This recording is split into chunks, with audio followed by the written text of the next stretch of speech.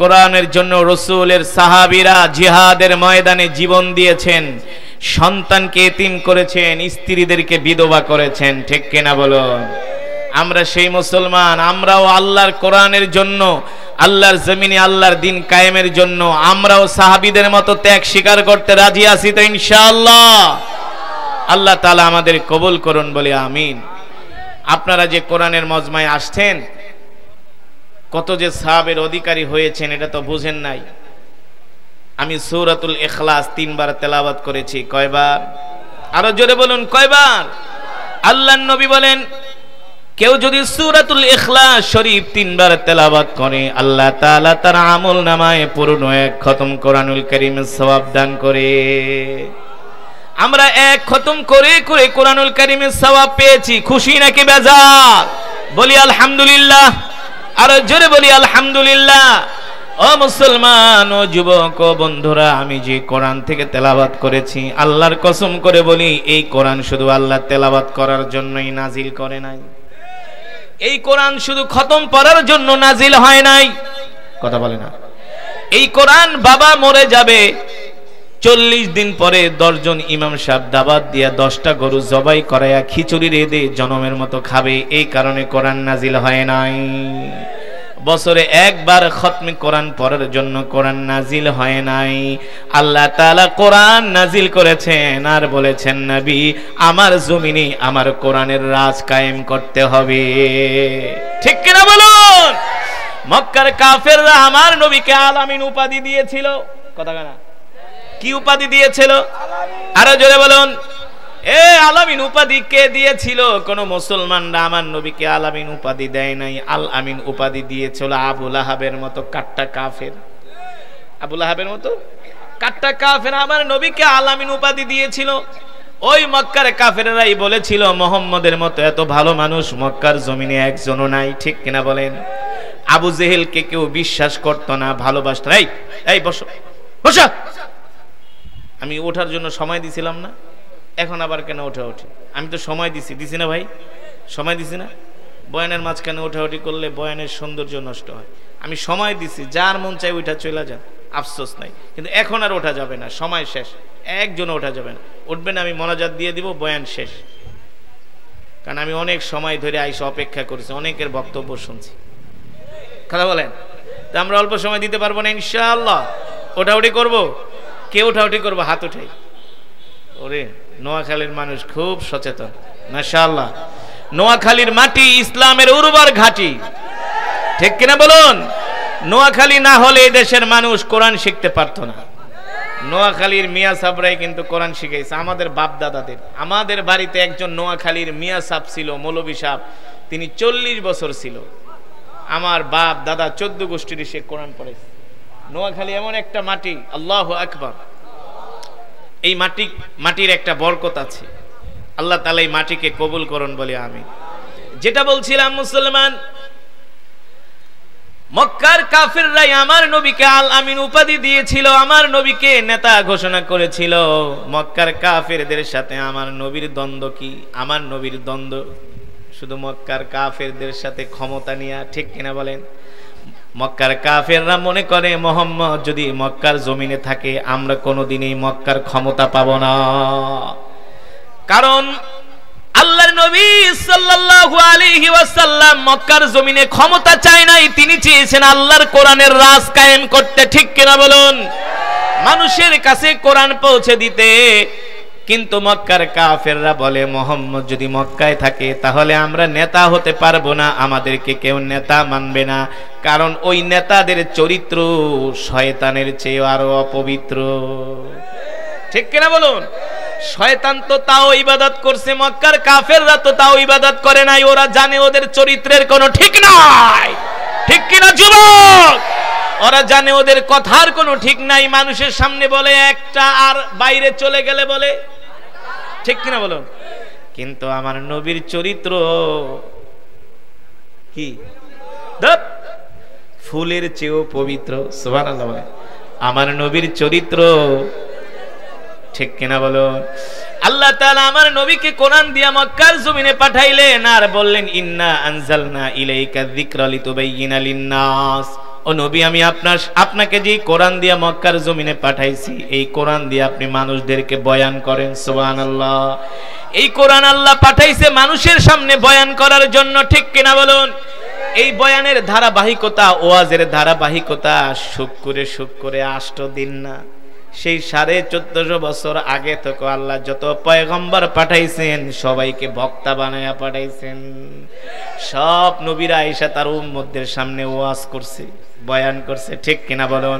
আর এই ধারাবাহিকতা কিয়ামত পর্যন্ত চালু থাকবে, কেউ ফিরাতে পারবে না, ঠিক কিনা বলুন?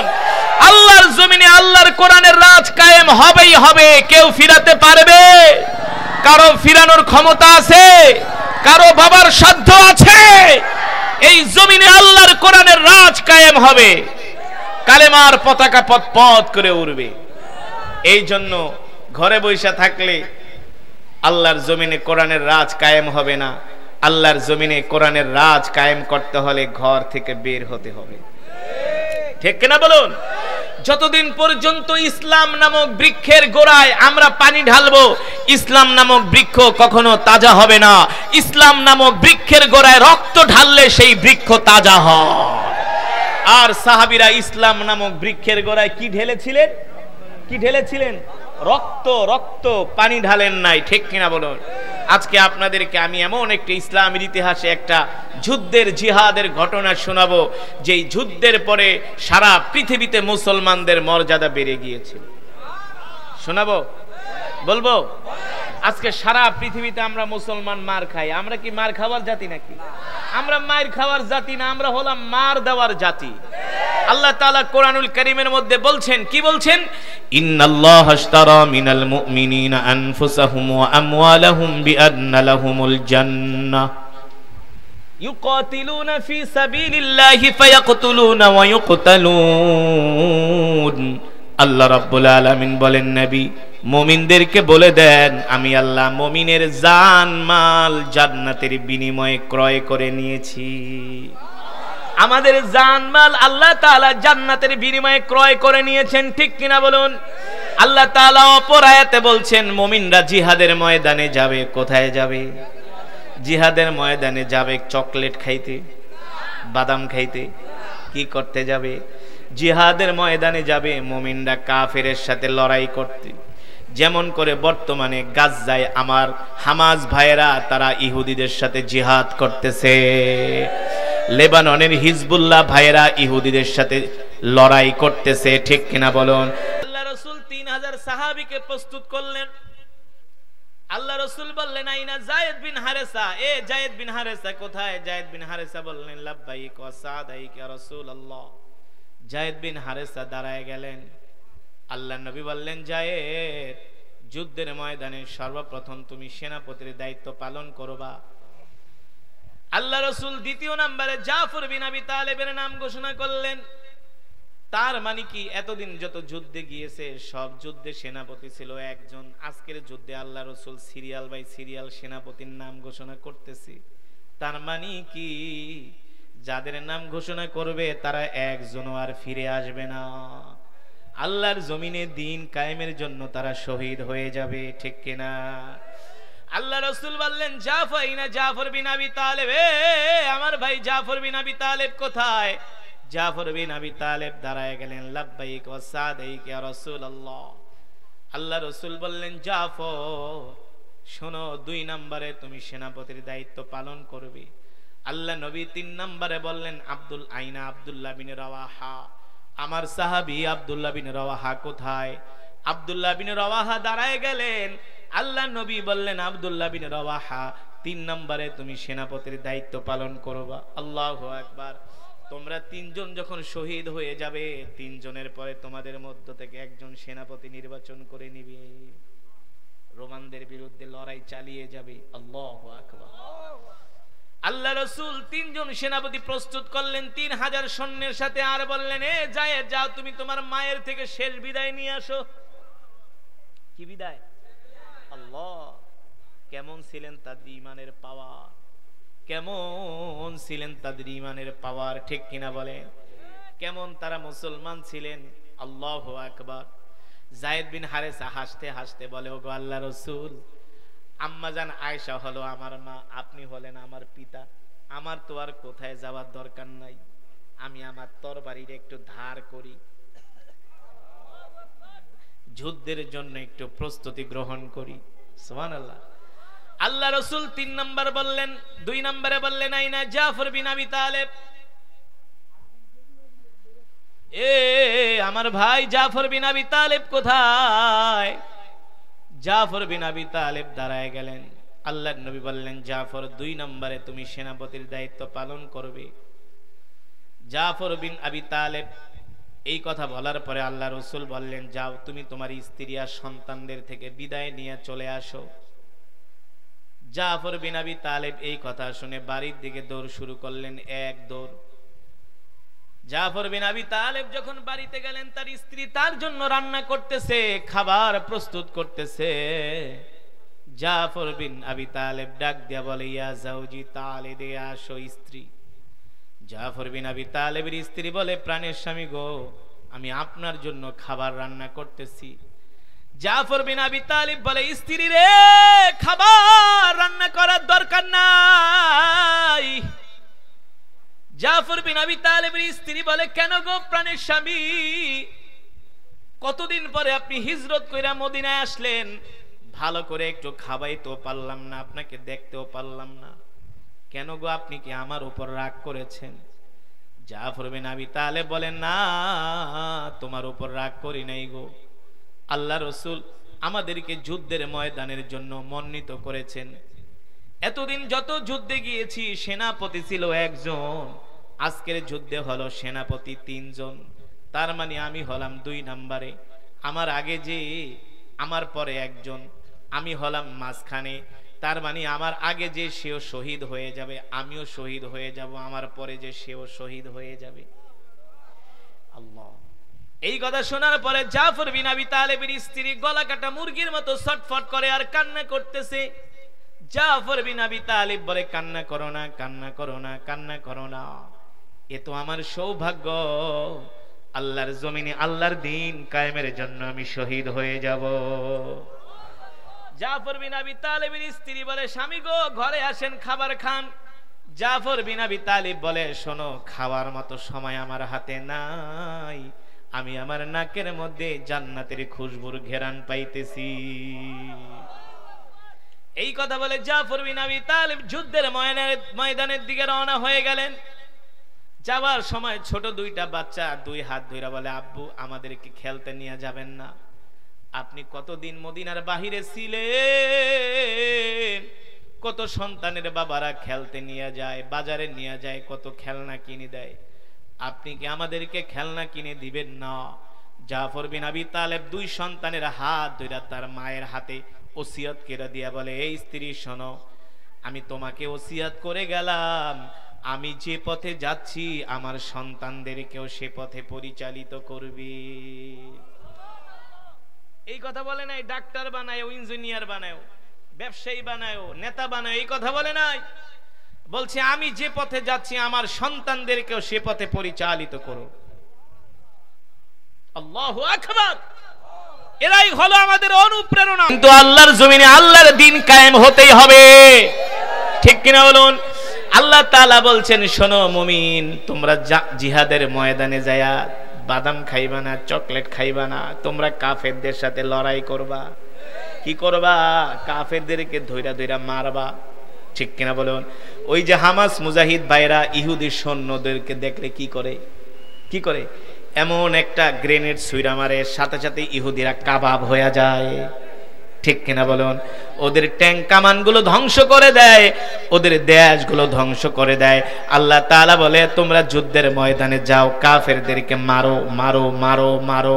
আর শোনো, শুধু মারবা না, মারবা না, মারবা না, মারলে কিন্তু মারও খেতে হয়, ঠিক কিনা?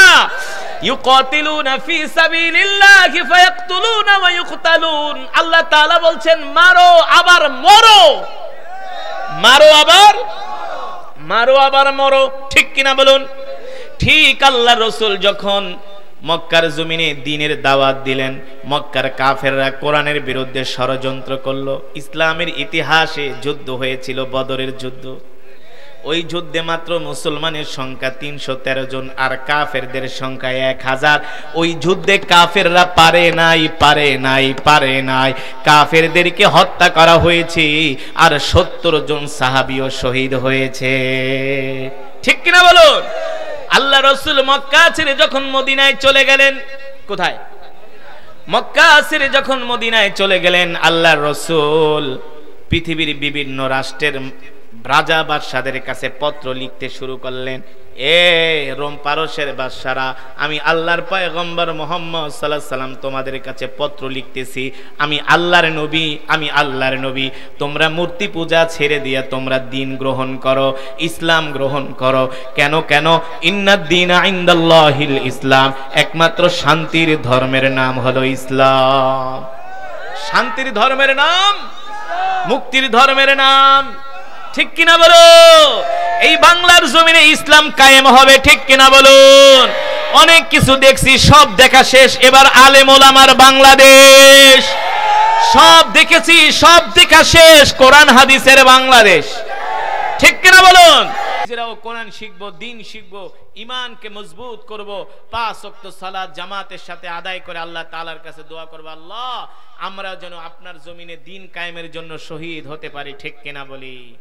এখন শহীদ তো হইবেন আল্লাহর জমিনে দ্বীন কায়েমের জন্য, যুদ্ধে যাইবেন, সবই ঠিক আছে। সময় হলে আগে তো নামাজটা ঠিক করতে হবে। ঠিক কিনা বলি? কি ঠিক করতে হবে? যার নামাজ নাই তার কাছে দ্বীন নাই। ঠিক কিনা বলি? তাহলে আমাদের ঈমানকে মজবুত করার জন্য আগে আমাদের প্রয়োজন নামাজ। আগে প্রয়োজন, আজ থেকে আমরা কে কে নামাজ পড়বো, সালাত আদায় করবো, হাত উঠে আল্লাহকে দেখাই। সবাই এই হাত এত নিচে কে, উপরে উঠাই, ডাক দেই আল্লাহ আল্লাহ। ওয়াদা করলাম আর কোনোদিন নামাজ ছেড়ে দিব না। আল্লাহ আমাদের কবুল করুন। হাত নামান। 5 ওয়াক্ত নামাজ জামাতের সাথে আদায় করবেন, তাকবীরুল্লাহর সাথে আদায় করবেন। আল্লাহ তাআলা সকলকে তৌফিক দান করুন। যে মাদ্রাসার উদ্যোগে মাহফিল, এই মাদ্রাসাকে আল্লাহ তাআলা কবুল করুন। আজকে যারা এত সুন্দর মাহফিলের আয়োজন করেছেন, মজমার আয়োজন করেছেন, আল্লাহ তাআলা তাদেরকে কবুল করুন, এলাকাবাসীকে কবুল করুন। আপনারা যারা দূর দূরান্ত থেকে আসছেন সকলকে আল্লাহ তাআলা কবুল করুন। সকলেই দোয়া করে যান। এক খতম করে দুরূদ শরীফ, কোরআনুল কারীমের সওয়াব পেয়েছেন। এখন দুরূদ শরীফ পড়ব, তারপর আমরা মোনাজাত দিয়ে দিব ইনশাআল্লাহ। দুরূদ শরীফ পড়ি।